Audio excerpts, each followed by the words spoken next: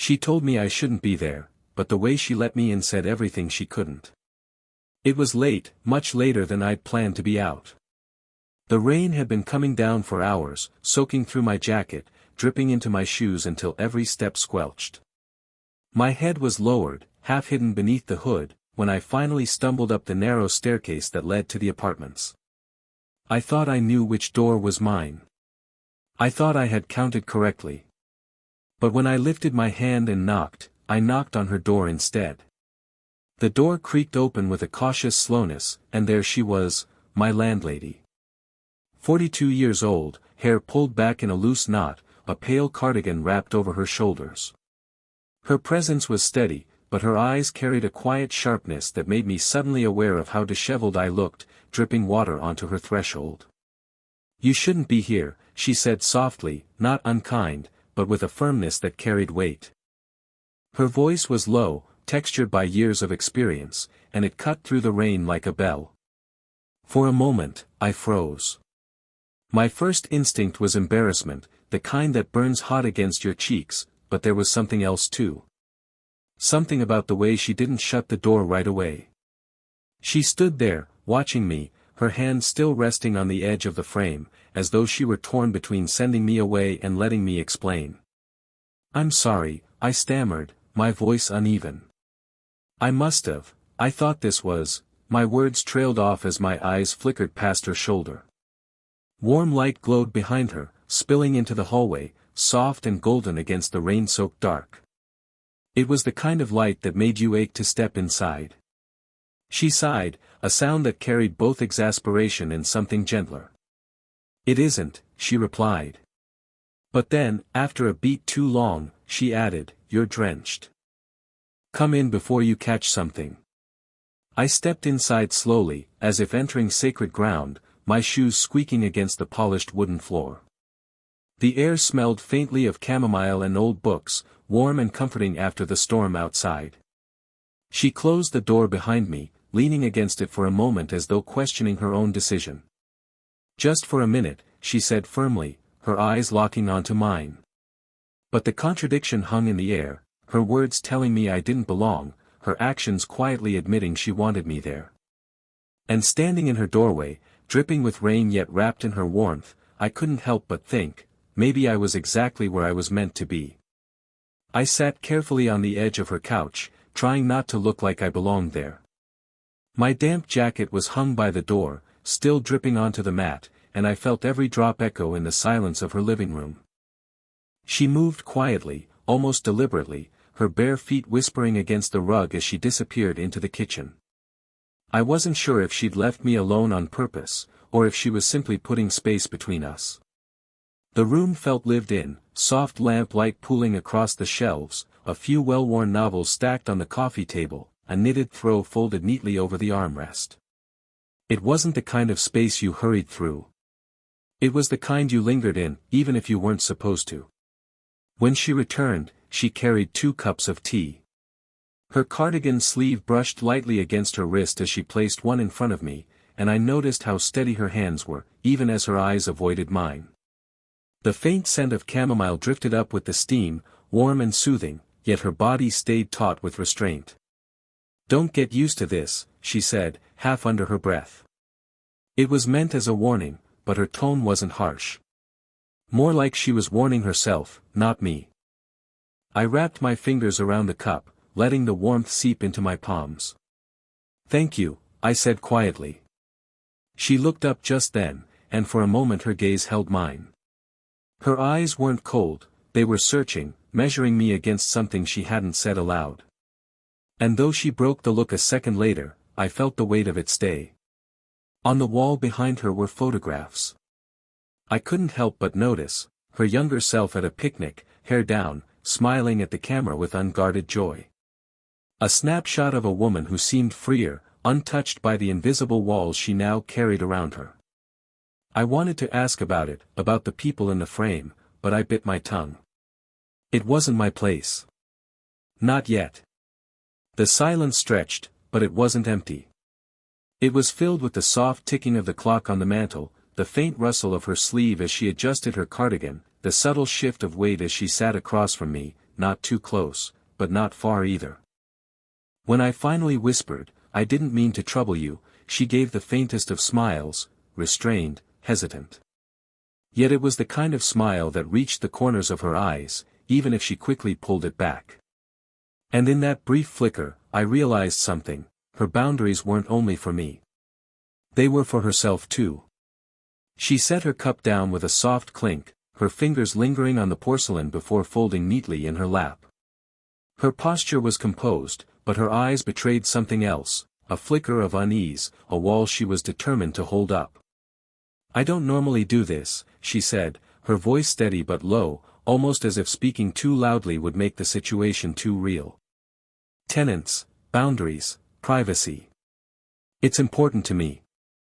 I nodded, swallowing against the dryness in my throat. "I understand. I didn't mean to intrude. I just got turned around in the rain. I'm sorry." She studied me then, really studied me, her gaze sharp enough to cut through the space between us. It wasn't suspicion, it was assessment. As though she was measuring whether my sincerity was real or just another line she'd heard before. Something in her expression shifted, ever so slightly.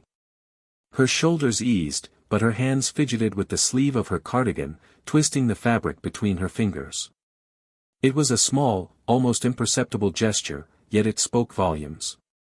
Beneath all her composure, there was hesitation. Vulnerability. The room felt still, as though the storm outside had pressed pause on the world. Only the faint rumble of distant thunder seeped in, underscoring the weight of the silence between us. The lamps glow through soft shadows along the walls, making the space feel more intimate, more enclosed. I rose slightly, setting my cup on the table. "I should go," I murmured, pushing myself to stand. The words felt heavy, final, but it seemed like the right thing to do, to respect her boundary before I crossed it. But then, her voice cut through the air. "Wait." I froze, looking back at her. She hadn't moved from her seat, but her hand was half raised, as if she'd reached for me before thinking better of it.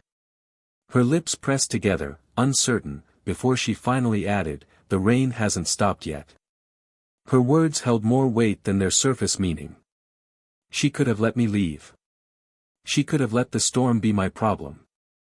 But instead, she gave me a reason to stay, one wrapped in practicality, but threaded with something unspoken. I sat back down slowly, the air between us heavier now, charged with the awareness of what she'd just allowed. She looked away, but the faint color rising in her cheeks told me enough. Her warning had been clear: I shouldn't be here. And yet, she had asked me to stay. The storm outside seemed to have settled into a steady rhythm, rain tapping softly against the window panes like a restless metronome. I leaned back slightly, feeling the warmth of the tea spread through me, when a sudden rattle broke the calm. The window near the corner trembled against the wind, its frame loose from years of use. She moved first, rising with quiet urgency, her cardigan slipping from one shoulder as she tugged at the latch. The glass shuddered in protest, and for a moment she struggled against it. Instinct carried me forward before I thought twice. I crossed the room and reached for the same latch. Our hands brushed. Just for an instant, her skin against mine, warm despite the chill seeping in from outside. She didn't pull away immediately, but I felt her pause, the kind of pause that lingers in the air, heavy with meaning. Together, we pushed the window shut, the lock clicking into place. The silence that followed was louder than the storm. "Thank you," she said softly, her voice almost distant, as if caught somewhere between relief and awareness of how close we stood. I stepped back, giving her space, though the imprint of her touch burned faintly against my skin. She reached for a towel draped over a chair, then held it out toward me without meeting my eyes. "You should dry off," she murmured. I took it, the fabric soft and worn, carrying the faint scent of her home, lavender and something earthier, something entirely her. As I rubbed it through my hair, she allowed herself a small glance in my direction, her lips curving into something that almost resembled a smile. "Almost. You're making a mess of my rug," she said, but her tone had softened, the edges of her words wrapped in quiet amusement. I laughed under my breath, shaking my head. "I'll clean it in the morning." She exhaled a sound that wasn't quite laughter, but close enough. For the first time, the tension between us didn't feel like a wall, it felt like a thread pulling tighter, drawing us into the same quiet rhythm. The heater hummed faintly, the air growing warmer, cozier, until the storm outside felt like a different world entirely. She settled back into her chair, but the guarded distance she'd kept earlier had lessened. Her body language had shifted, shoulders looser, expression softer, her eyes lingering a little longer when they found mine. And when her smile finally reached her eyes, genuine and unguarded, I knew something had shifted. A barrier had lowered, if only by an inch. And an inch, I realized, was all it would take for something to change forever. The clock on the wall ticked toward midnight, its steady rhythm a reminder that I'd already overstayed what was acceptable. The storm had eased into a drizzle, faint drops streaking the window, but inside, the quiet between us had grown thick. She sat angled toward me, her cardigan pulled tightly around her as though shielding herself from something invisible. "You should go," she finally said, her voice low, careful. "It's late. People, they talk. And I don't need that." Her words struck me harder than I expected. They weren't cruel, but they carried weight, the weight of reputation, of rules, of the lines she had drawn around herself long before I'd knocked on her door. I nodded slowly, setting my empty teacup on the table. My chest felt heavy, not just with the thought of leaving, but with the unspoken truth pulsing between us. I rose to my feet, half turning toward the door. And then, softer, almost trembling, she repeated it. "You shouldn't be here." This time, her voice betrayed her. It wavered, the firmness of her words unraveling under something more fragile. Fear, perhaps. Or longing. I turned back to her, meeting her eyes in the dim glow of the lamp. They were guarded, yes, but also restless, as if fighting against her own restraint. I drew in a breath, the words slipping out before I could stop them. "But you let me in." The silence that followed was electric. Her lips parted as though she wanted to reply, but nothing came. Her hand tightened on the fabric of her sleeve, knuckles paling, while her gaze searched mine with quiet desperation. It wasn't anger I saw there. It wasn't rejection. It was conflict, a battle between the rules she clung to and the truth she didn't want to admit. She stood abruptly, moving past me to the window. Her fingers pressed against the glass, as if grounding herself in the cool surface. The street lamps outside cast a faint halo around her silhouette, highlighting the tension in her posture. "You're too young," she whispered, barely audible. "And I'm not. I'm not someone you should," her words faltered, the sentence left unfinished, suspended in the stillness of the room. I stepped closer, but not too close, keeping enough space to honor her hesitation. "Maybe. But none of that changes how it feels, right now." Her shoulders tensed at my words, yet she didn't tell me to leave again. She didn't open the door. She just stood there, breathing slowly, as if weighing a choice that could never be undone. And in that moment, the truth hung between us, undeniable. I shouldn't have been there, but neither of us truly wanted me gone. The room felt suspended in a kind of fragile stillness. The rain outside had slowed to a whisper, droplets sliding lazily down the glass, but inside, the air pulsed with something far heavier. She remained by the window, her back half turned to me, the lamplight tracing the curve of her shoulder where her cardigan had slipped. I stayed where I was for a moment, giving her space. She needed it, that much was obvious. But then she turned, slowly, as though every movement carried weight. Her eyes found mine, steady but conflicted, and for the first time she didn't look away. The silence stretched until it became almost unbearable. I wanted to say something, to break it, but my words felt clumsy compared to the intensity of her gaze. Instead, she moved first. She crossed the room quietly, each step measured, until she stood before me. She reached for the teacup I had left on the table, her fingers brushing against mine as she lifted it. Only this time, she didn't pull her hand away. Her touch was deliberate, soft, but undeniable. The porcelain cup trembled slightly in her other hand as her fingers lingered over my knuckles. I looked up at her, and she held my gaze, her breath unsteady, her lips parting just enough to draw in a careful inhale. "I don't know what I'm doing," she whispered. The admission wasn't to me, it was to herself, spoken like a secret she'd buried too long. I shook my head lightly. "You don't have to know. Not right now." Her throat bobbed as she swallowed, and then she set the cup back down, forgotten. Her free hand tugged nervously at the edge of her cardigan, but the hand still resting against mine didn't move. It stayed, warm and trembling just slightly, as if she were testing how much of herself she could allow. I didn't close the space between us. I didn't need to. She had already made the choice, not with words, but with touch. The world outside seemed distant, unreal. The faint hum of the heater, the soft glow of the lamp, the smell of chamomile lingering in the air, it all blurred into background. What mattered was the quiet connection alive in that moment, fragile but unbreakable. She could have pulled away. She didn't. And though she said nothing more, her silence was an answer of its own.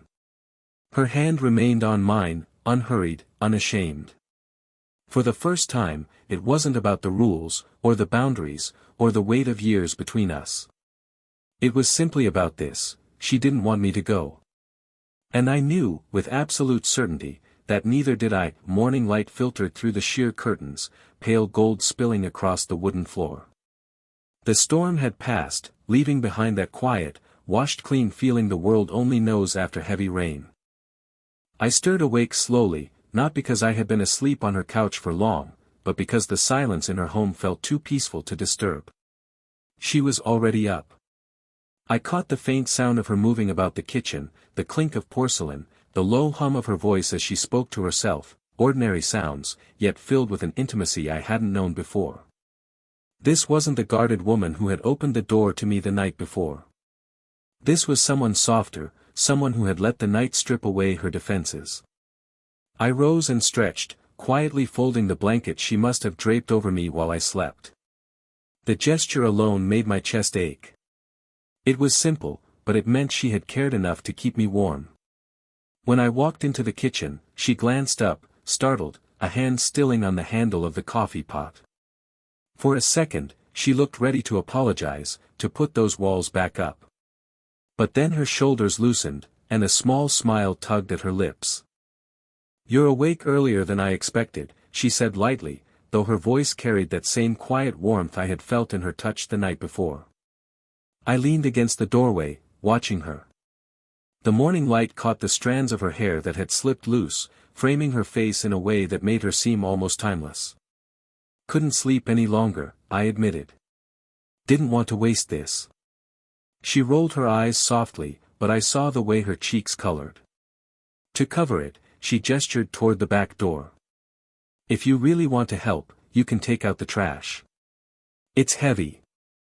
I smiled, grateful for the task, and carried the bag outside. The air was cool, fresh with the scent of wet earth. The street was quiet, puddles gleaming in the sunlight. And for a moment, I stood there, realizing how natural it felt, to be here, in her world, even for something as ordinary as this. When I came back in, she was watching me from the counter, her arms folded loosely, her expression softer than I had ever seen. "Maybe you shouldn't have been here last night," she said finally, her voice tender, thoughtful. "But I'm glad you were." I didn't answer with words. I didn't need to. The smile I gave her said everything. And when she returned it, small, genuine, unguarded, I knew it wasn't the end of something forbidden. It was the beginning of something real.